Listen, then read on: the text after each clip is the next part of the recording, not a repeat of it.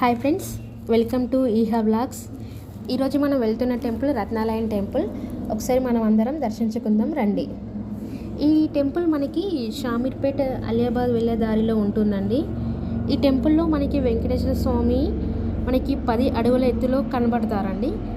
Starting మనము లోపలికి వెళ్ళంగానే పచ్చని చెట్లతో చాలా బాగుంటుంది. మనం స్టార్టింగ్ వెళ్ళంగానే చెట్లతో కూడిన ప్రకృతి ఉంటుంది. అలాగే కొంచెం ముందు వెళ్ళంగానే మనకి ఇక్కడ కొబ్బరికాయ కొట్టే ప్లేస్ వస్తుంది. కొబ్బరికాయ కొట్టిన తర్వాత మనం లోపలికి వెళ్ళే దారిలో ఫస్ట్ మనకి బర్త్ ఆఫ్ రత్నాలయం ఉంటుంది. ఒకసారి మీరు కూడా చదివేయండి. బర్త్ ఆఫ్ రత్నాలయం ఎప్పుడు స్టార్ట్ అయ్యింది, ఎప్పుడు స్థాపించారని మనకి అక్కడ ఉంటుందండి. ఒకసారి మీరు కూడా చదివేయండి.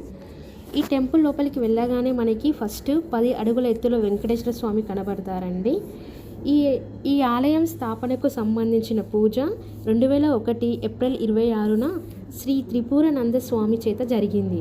ఆలయ విగ్రహాలను కాంచీపురం నుండి ప్రసిద్ధ శిల్పి గణపతి స్థాపితి తయారు చేశారు. ఆలయ నిర్మాణం 2003 ఫిబ్రవరి 19న పూర్తయింది మరియు ఈ విగ్రహాలను ప్రతిష్టాపన శ్రీ జయేంద్ర సరస్వతి స్వామీజీ మరియు శ్రీ చిన్న జియ స్వామీజీ దివ్య ఆశీస్సులతో నిర్వహించబడింది. నిజంగా ఈ టెంపుల్లో చాలా బాగుంది. ఏంటంటే పిల్లలు వచ్చినా చాలా హ్యాపీగా ఫీల్ అవుతారు. అంటే వాళ్ళకి ఆడుకోవడానికి కూడా చాలా ఫ్రీగా ప్లేస్ కూడా ఉంటుందండి. ఇక్కడ పిల్లలు చాలా ఎంజాయ్ చేశారండి. ఈ గర్భగుడిలో శ్రీ వెంకటేశ్వర స్వామి, పద్మావతి ఆలయం, గోదాదేవి ఆలయం, వినాయకుడి ఆలయం, హనుమాన్ ఆలయం, పరమేశ్వరి దేవి ఆలయం, మహావిష్ణుమూర్తి విగ్రహం, శ్రీకృష్ణుడు పడగల మీద ఉన్న విగ్రహం మనకి కనిపిస్తుంది. ఆలయం చుట్టూ ఎక్కడ చూసినా పచ్చని చెట్లతో ఉంటుంది. శ్రీ వెంకటేశ్వర స్వామి ఆలయంలో మనకి శంకు, నామం, చక్రంతో ఎంతో అందంగా కనబడుతుంది.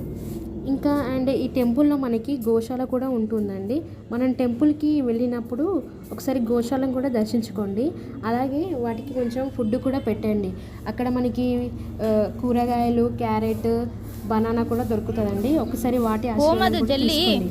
ఎవరైనా ఈ టెంపుల్కి వెళ్ళి ఉంటే ప్లీజ్ కామెంట్ చేయండి. Subscribe, please like, share and comment.